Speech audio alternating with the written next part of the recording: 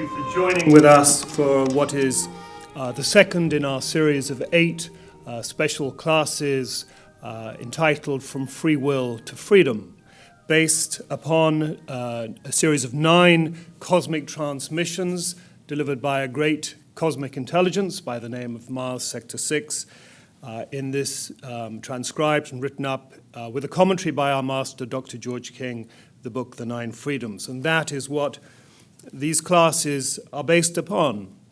And the second of those 2 freedoms, or 9 freedoms, the second of those 9 freedoms was love. And so that is what we are going to be looking at, certainly in part, today, in a little bit more detail. I mean, it's an immense, perhaps the biggest topic of them all. But we will certainly get more of an insight by looking at that transmission given by Mars Sector 6, together with some commentary on it that was made by our founder-president, His Eminence Sir George King, a great yoga master himself in his own right. And I think, well, there's certainly one line in that particular transmission and which we will actually be hearing ourselves later on today. But it's always stood out for me. For me, it's one of the great sentences in the great body of Aetherius Society teachings. And that is, when terrestrial man begins to realize his true position in the cosmos, he will then begin to manifest this great energy of love. And I think that in itself goes to the very core of 2 of the great yogas, certainly Gnani Yoga, the yoga of wisdom. There is nothing more profound than the realization of what we really are a part of, and our eventual destiny, our heritage, our spiritual heritage, to come into a greater and greater realization of what we are a part of. And the other great yoga, of course, is Bhakti Yoga, the yoga of devotion, the yoga itself of love, and a devotion towards God, a devotion of God itself, this magnificent source from which we and all life have come. And I think very briefly, but as we look in our world at this time, we can see how in so many different ways it is dysfunctional. And I think that can all be attributed to the fact that we have lost, if we ever had, this realization of what we really are a part of. So love is one of the 2 aspects we'll be looking at in our service today. And the other of those is mantra. And one might ask, indeed I have been asked, what does mantra have to do with love? And I don't think that they go so much hand in hand as they come from the same hand. They both come from the very source of God itself. The great yogis knew that the universe, God, if you like, makes this sound, and it is the holiest sound, the holiest mantra which can be used, can be recited. And I think it also reminds one of the Gospel of St. John, which begins with the line, "In the beginning was the Word, and the Word was with God, and the Word was God." And that is in itself a great mantra, the greatest mantra. So those are the 2 subjects that we'll be looking at in our class this morning. But before we do, let us prepare ourselves by doing some visualization exercises. And in that visualization, I remember Dr. George King pointing out that visualization would always have been one of the essential practices of any ancient mystery school. So with that, I'd ask you to close your eyes, place your palms downwards upon the knees with the fingers outspread and the spine erect and the head tilted slightly backwards. And let us just take a few deep rhythmic breaths to become still in mind and body.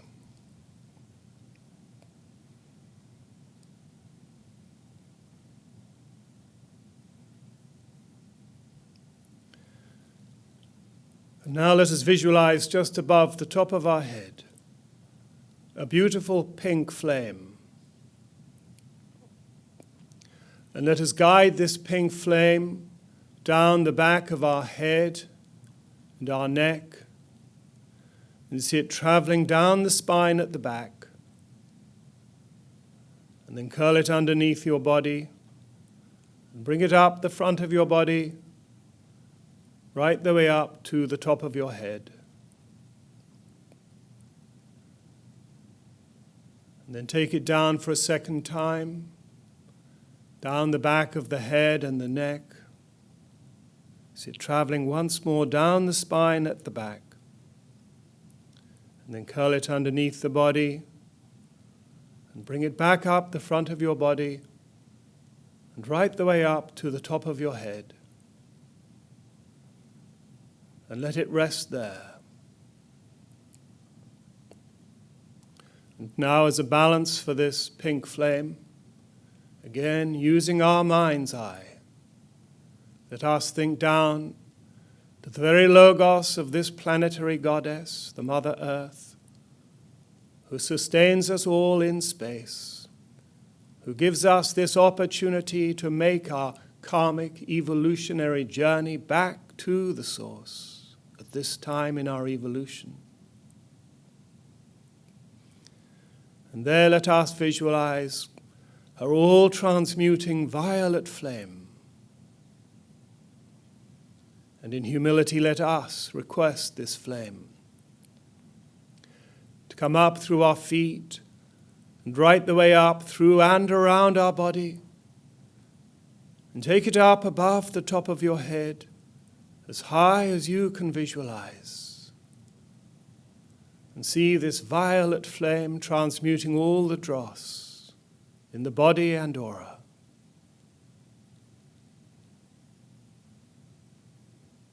And this is a balance for the pink flame. And now again, using our mind's eye, let us reach outwards into the vastness of this living cosmos.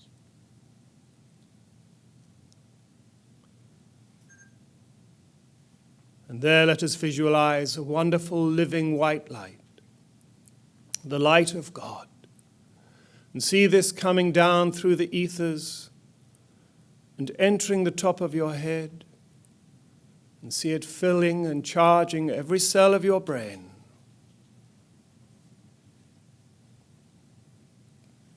As we take it on down through the neck and the shoulders, and allow it to flow outwards into your heart center, situated just a few inches in front of the breastbone. And see this heart center being filled with this wonderful living white light of God.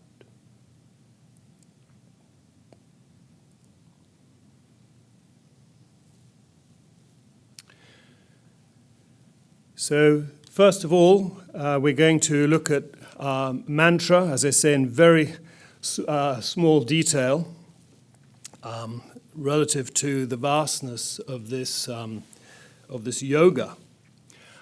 First of all, what is mantra? I'll be very brief here. And we're also going to listen to three extracts actually, given by Dr. George King, helping us to understand it, as well as a mantra that we will be reciting together in this class. But firstly, what is mantra? Well, it's the repetition of a sound, a very sacred sound in Sanskrit. Sanskrit, I understand, is the oldest language on earth.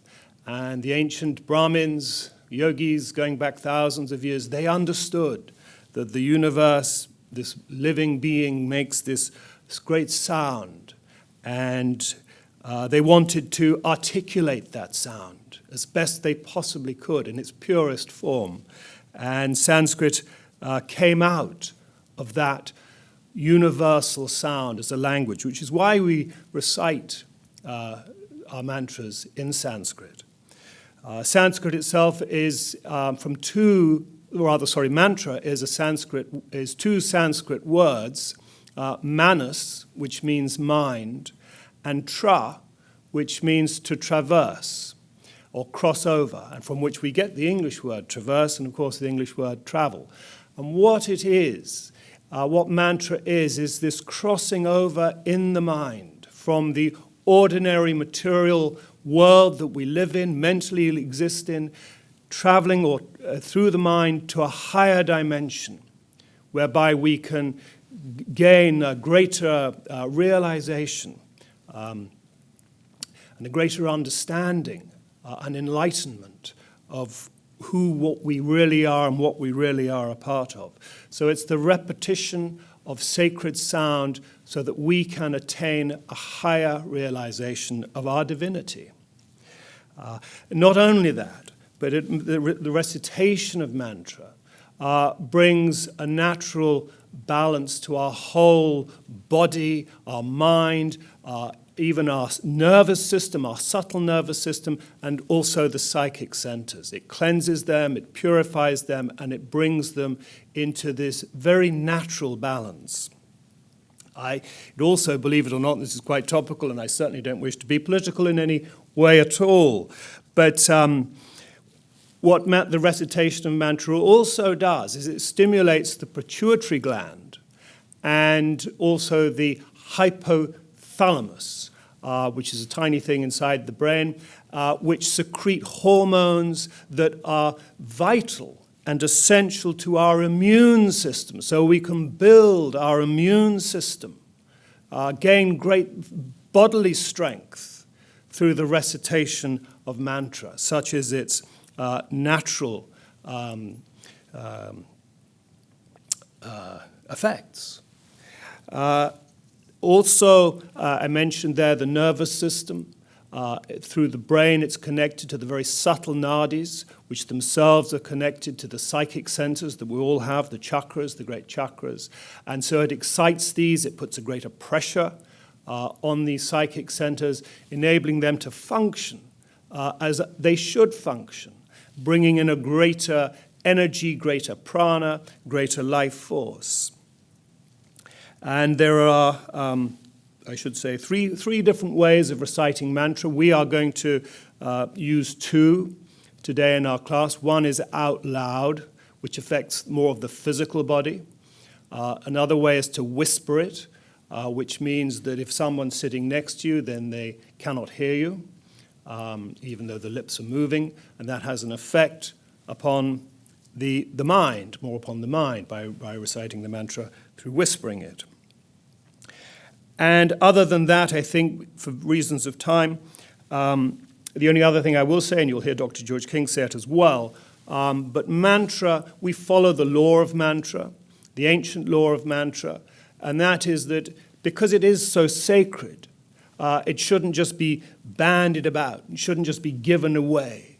It can only be given, or rightfully should only be given by someone within whom it lives. And the mantra which we are going to give to you today, you might already have this mantra, but it certainly lived in Dr. George King, who recited this mantra. Well, it was a major part of his spiritual practice, which, for those of you who may not know, was over a 10-year period for up to 8 hours a day. So very, very, very intense yogic practice, and mantra formed a major aspect of that, as of course did pranayama, one or two other things, visualization, which we'll look at in this whole series. But it certainly lived within him. And so we will, as I say, be receiving that mantra from Dr. George King. So with that, and for purposes of time, I'd ask Ashima please to play the first two extracts, came from two different classes given by Dr. George King. They're about 1.5 minutes in length. One is about the raising of Kundalini, which is another major aspect of the repetition of mantra. And the other is how it flows through our psychic centers. So if we could listen, or rather play those, please. Now, in this class, we should be able to do the 3 forms of mantra. This will bring about concentration. It will enhance our personal magnetism. It will balance our psychic centers. It will improve us spiritually 1,000 years or more, because while we are throwing the whole of our concentration on this very, very highly evolved spiritual thought, we are not thinking about anything else, and we are causing the forces which are dormant within the spine. I'm now talking about the power of Kundalini. We're causing this to begin, don't misquote me, to begin to stir. She won't even start to flow upward yet, but she will begin to stir. Up to now, we've only used the power of Kundalini for a very few things. One is gossiping to the neighbor over the back fence. Another is talking. Another is prayer. And so on. But with mantra, we begin to put a subtle magnetic force to work on our behalf. And we begin to cause the Kundalini to stir.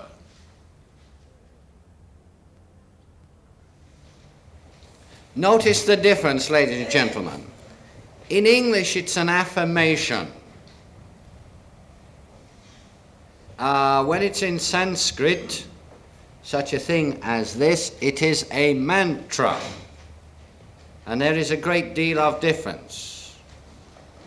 The affirmation is to teach you concentration and gradually teach the basic consciousness that it is not in control of your mind or your body, that you are or I am in control of my mind and my body. This is what an affirmation does. Mantra does much, much more, hundreds of times more. It works deeply and subtly throughout you. It works to balance and align the flow of energies through the psychic centers. And don't underestimate the power of mantra. It is fantastic. Mountains have legitimately been moved by mantra. It is the greatest and most holy form of prayer ever devised on this earth. It was given in the beginning by the great masters of wisdom to the populace of this earth. Well, even before the people came to this earth, they were given mantra. They used it wrongly, as you know, and they fell. And it was given again, because this will open all the doors for you.